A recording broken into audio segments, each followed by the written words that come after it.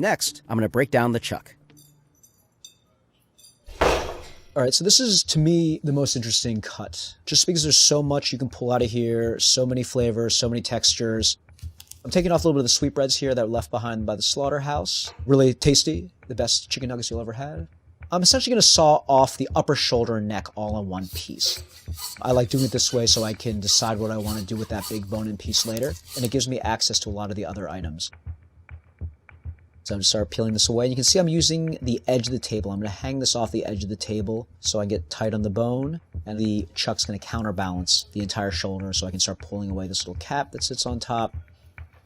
And then we have our entire chuck and neck together, bone in. Now there's going to be another short rib plate I'm going to remove. These are the first 5 ribs, and these are actually going to be meatier. So from here I'm just going to cut across the top rib and start to peel this away. To take that off, I can saw off the breastbone. It's going to be great for stock. So this is going to be our chuck rib plate. This is going to be meatier, have a better ratio of meat to bone. So now that I've taken off the short rib plate, I have access to the brisket. I can peel the brisket away here. I'm going to remove some of this fat around the neck just so I can see the seams of the brisket. So here I'm going to find a seam almost kind of like at the armpit. The brisket's going to wrap right here on the shoulder clod on the triceps.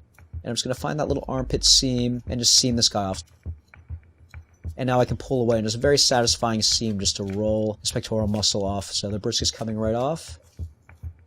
And then we have our complete brisket.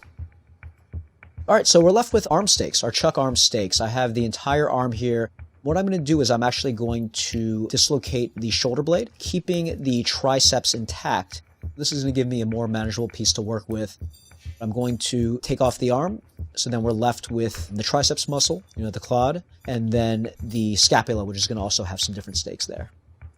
So you can see I'm pointing to the teres major here. So this is a nice little steak, about a pound, pound and a quarter that they found was quite a little tender steak.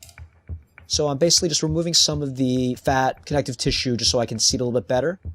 Now I'm just starting at the tip, and then I'm starting to pull away, and then once I see that silver skin, it's going to be quite easy because I'm basically just peeling 2 muscles apart.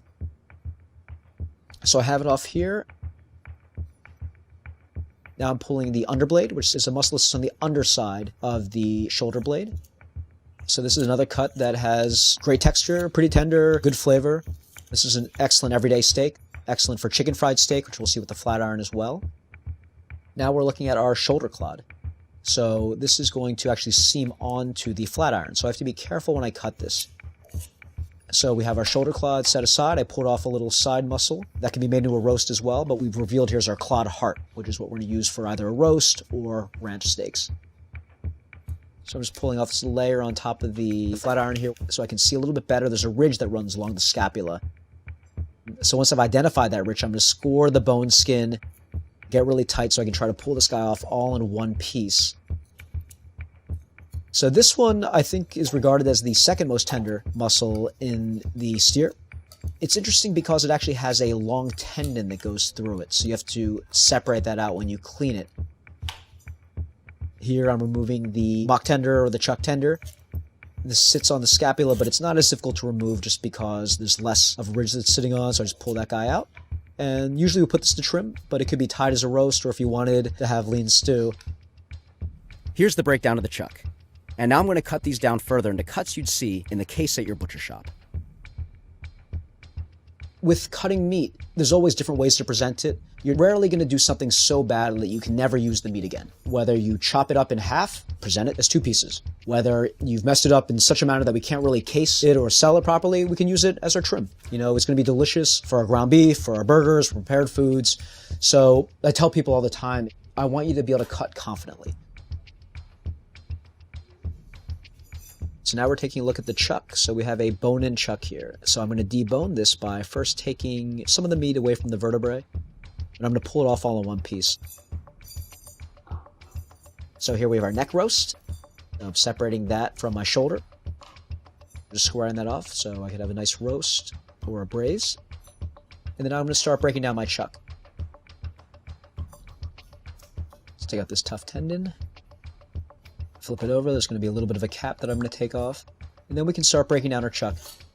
So from here, I'm going to seam the chuck eye off of the Denver. I'm going to face this a little bit because that part was exposed, because that's where it was split. And here we have some chuck ribeyes. A lot of flavor, a good tenderness as well. So this is some of my favorite steaks right here from the shoulder. So I peeled off the chuck eye, so that can be a nice roast as well, chuck eye roast. And now we're going to cut these beautiful, beautiful Denver steaks. You can see they're nicely marbled. And these are excellent steaks. And this is like my perfect butcher's cut right now. Here are the final cuts from the chuck. I'll come back to the chuck rib plate and cut it down using the bandsaw.